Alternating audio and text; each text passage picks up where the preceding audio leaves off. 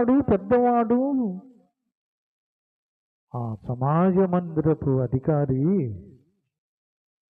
ఎవరి మాటలు వింటూ ఉన్నాడు? ఎవరి దగ్గర దేవుని సంగతులు నేర్చుకుంటున్నాడు?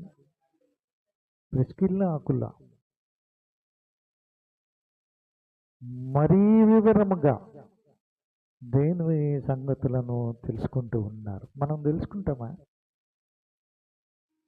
మన జీవితంలో కూడా తెలియని విషయము చిన్న పిల్లల దగ్గరైనా కూడా మనము తెలుసుకోవాల్సిన అవసరం ఉంది. తెలుసుకునే సంగతులు ఉంటాయి కొన్ని. ఇక్కడ అపోల్లో అదే పని చేస్తూ ఉన్నాడు. విశ్వాసంలో స్థిరపడాలి అనంటే, అంతకంతకు ఎదగాలి అని అంటే దేవుని వాక్యమును మరింతగా ధ్యానము చెయ్యాలి. దేవుని వాక్యమును మరింతగా లేఖనములో ప్రవీణుడు మళ్ళీ అయినప్పటికీ కూడా కావలసిన విషయం తెలుసుకుంటున్నాడు. మారు మనసు గురించి తెలుసుకుంటున్నాడు. ఆత్మీయ బాప్తిసం గురించి తెలుసుకుంటూ ఉన్నాడు. పరిశుద్ధాత్మని గురించి తెలుసుకుంటూ ఉన్నాడు. ఎవరి ప్రేరణలో మనము ఉండాలో తెలుసుకుంటూ ఉన్నాడు.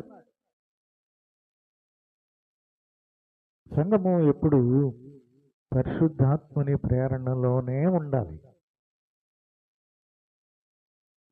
పరిశుద్ధాత్ముడు ప్రేరేపిస్తాడు.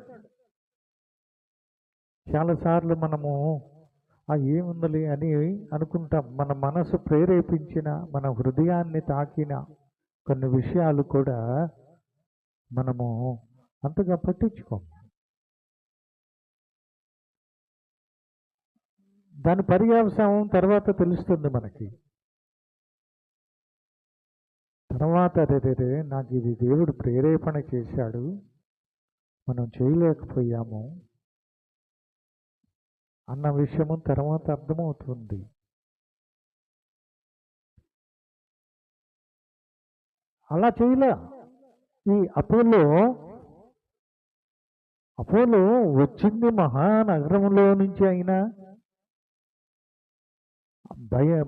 మంచి విజ్ఞానము కలిగినటువంటి వాడైనా, ధర్మశాస్త్రముగా నిష్టగా పఠించేవాడైనా, బోధించేవాడైనా, వాక్చాతుర్యము కలిగినవాడు, మంచితనము కలిగి ఇతరులకు సహాయము చేసే గొప్పవాడు, ఒక డేరాలు కుట్టుకునే ప్రిస్కిల్లా దగ్గర దేవుని నడిపింపును, దేవుని మార్గమును తెలుసుకుంటూ ఉన్నాడు.